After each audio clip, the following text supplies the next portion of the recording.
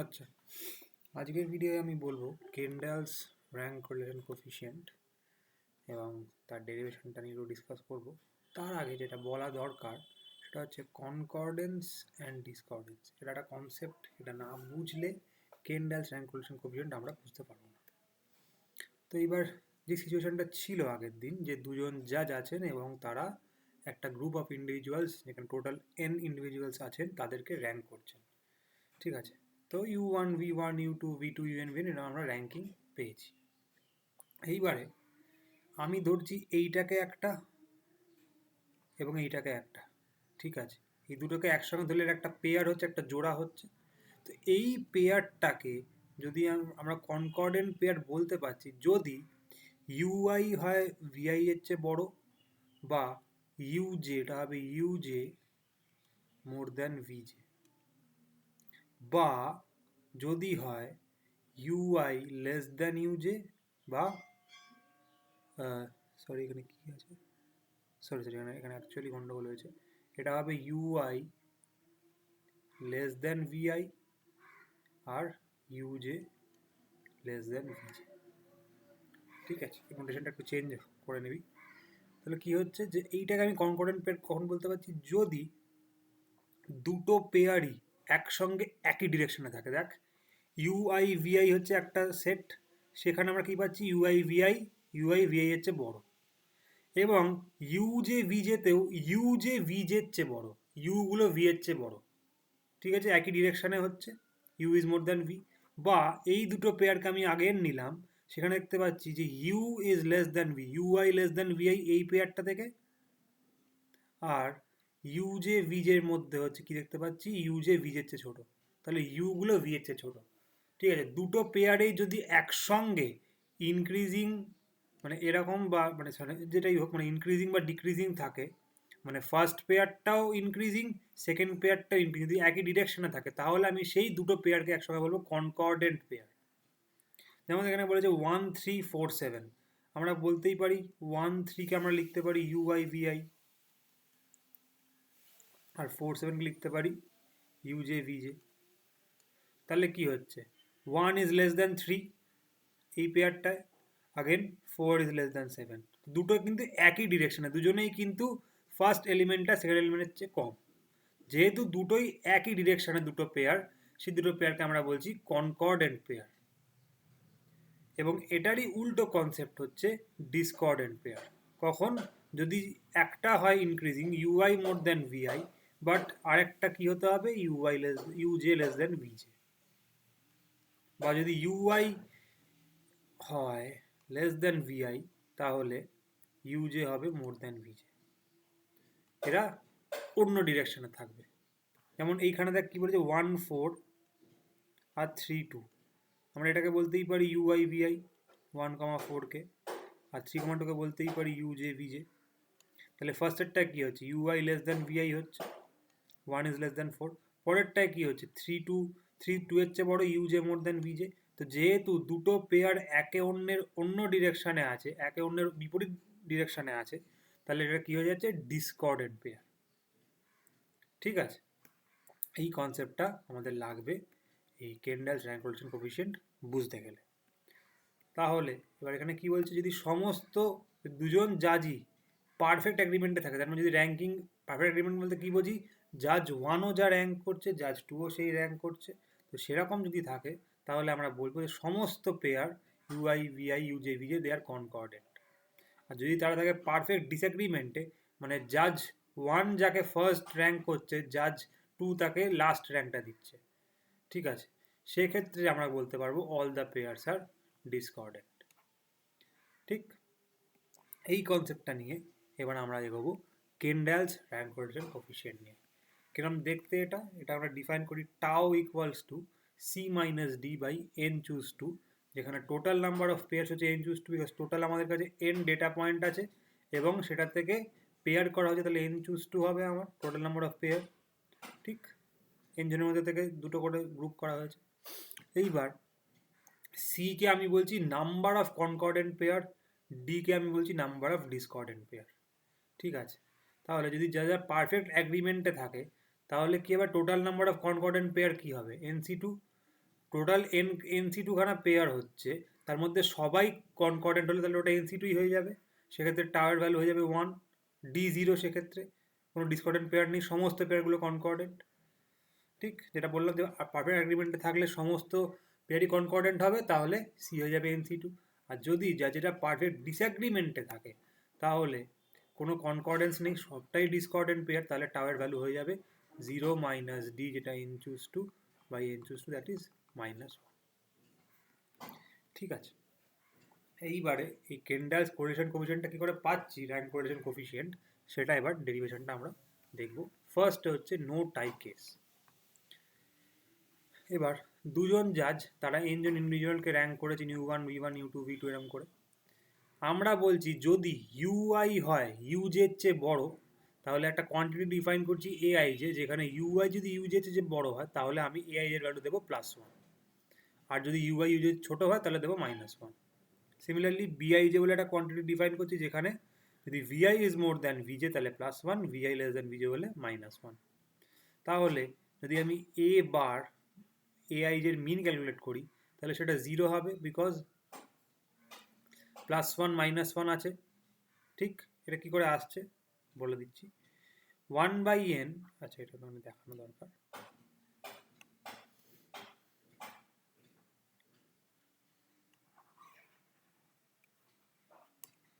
কি হচ্ছে এ বার, আমি কি ডিফাইন করে দিয়েছি,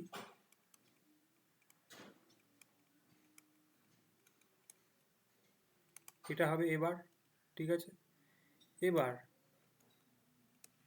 একটা ক্ষেত্রে হবে i less than J running from 1 to up to n, সেরকম করে লেখা উচিত না, i লেস দ্যান জে লিখলেই হবে। ঠিক আছে, সেটা একটা। ওই যেটা বললাম যে কিছু ক্ষেত্রে ইউআই ইউজে যে ছোট হবে সেই জন্য i লেস দ্যান জে, আর কিছু ক্ষেত্রে i জে এর চেয়ে বড় হবে যেটা ইউআই মোর দ্যান ইউজে। ঠিক, এআই জে। এবার যখন i জে এর চেয়ে ছোট তখন সেটা কি ভ্যালু নেয়, -1 এআই এর ভ্যালু,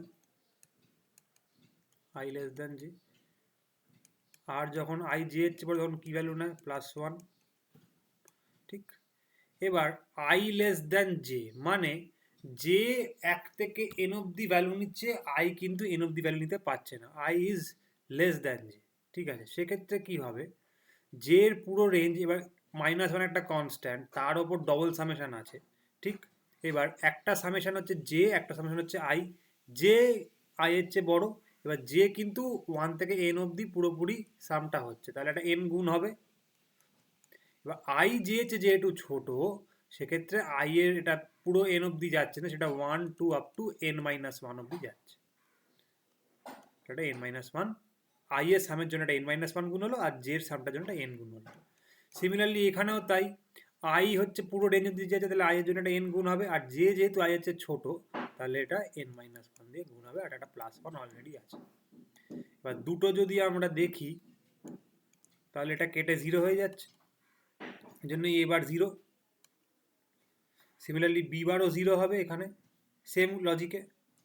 ঠিক, এইবার আমি ডিফাইন করছি একটা প্রোডাক্ট এআই জে ইন্টু বিআই জে, সেই প্রোডাক্টের ভ্যালু হবে +1 যদি এই যেটা ইউআই ইউজে ভিআই বিজে একই ডিরেকশানে, বা একই ডিরেকশানে বাড়ছে বা একই ডিরেকশানে কমছে। ঠিক, আর -1 হবে যদি একে অন্যের বিপরীত ডিরেকশানে থাকে, যেটা এই ক্ষেত্রে। তো একই ডিরেকশানে থাকা মানে কি, কনকর্ডেন্ট, আর অন্য ডিরেকশানে থাকা মানে কি, ডিসকর্ডেন্ট, সেটাই বলেছে এখানে।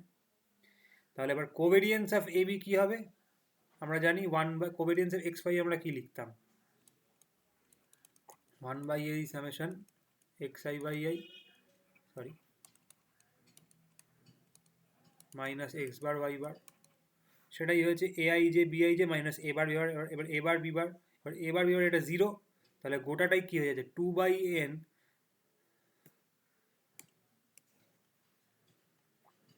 1/n যেটা আছে,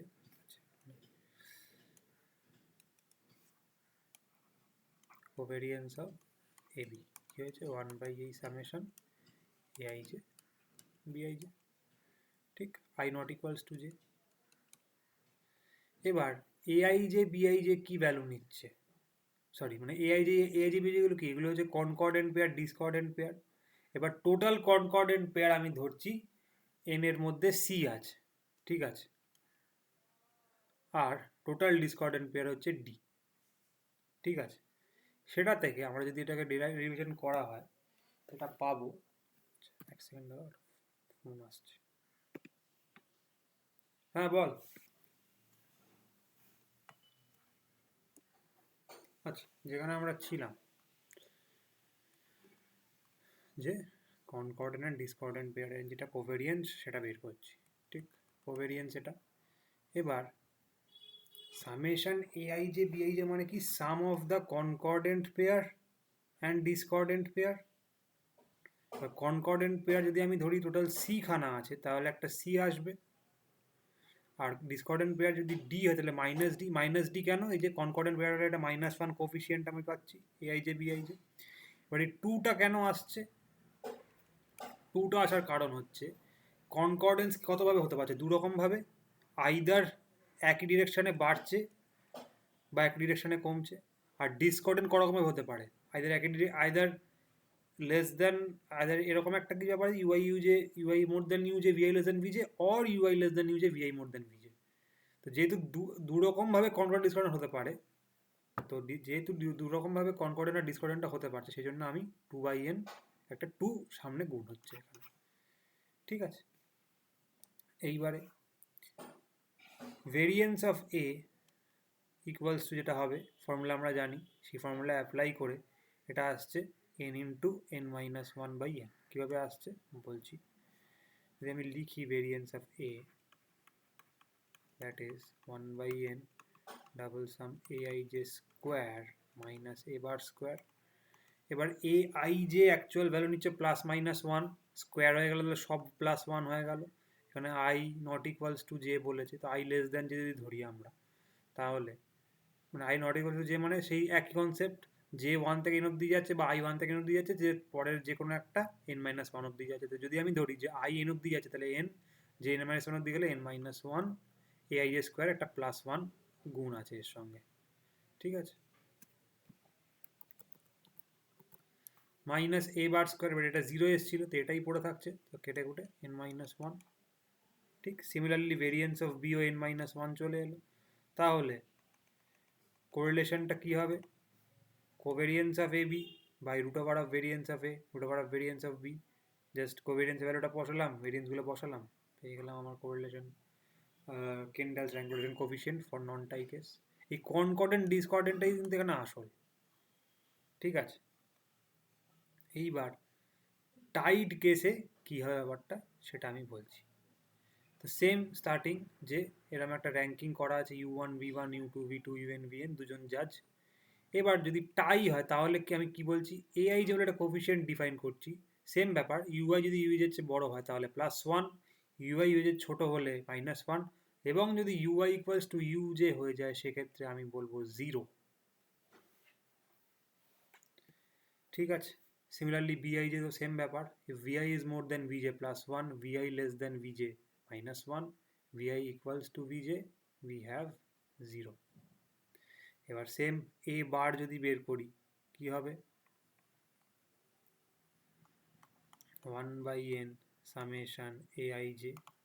এবার এখানে তিনটে কেস কি হচ্ছে, i less than J I J, i more than J I J,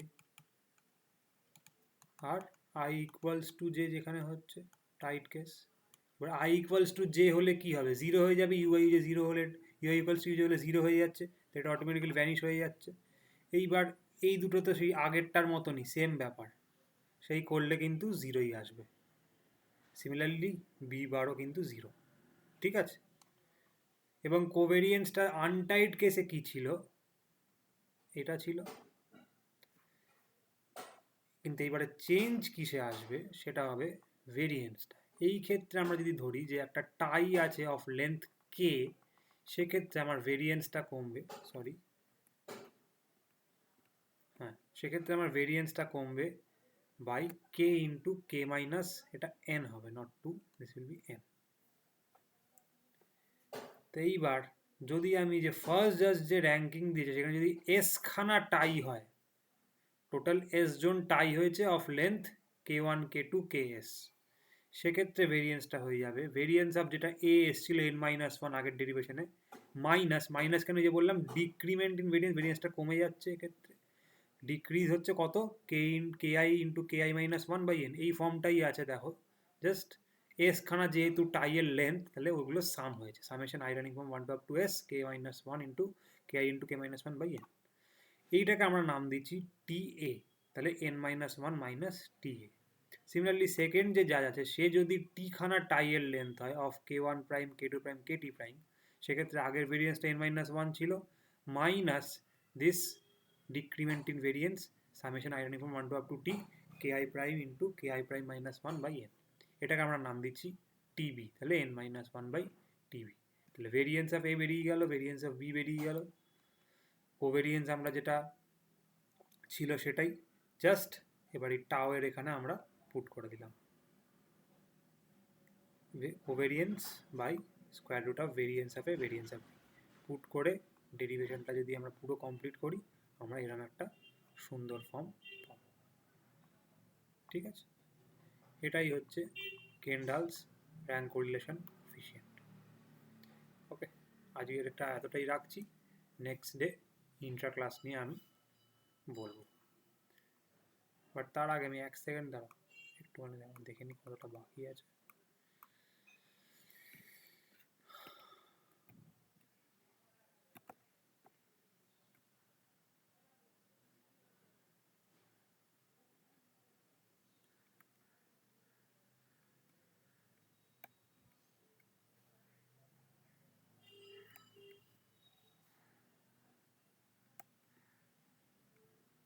আচ্ছা, আমি এটা নিয়ে যদি একটু পারি ডিসকাস করে দিই, জানো এটা পরেই করবো, ঠিক আছে, আমি এখন একটা ভিডিও পাঠিয়ে দেবো, ঠিক আছে। ওকে, আজকে এতটাই।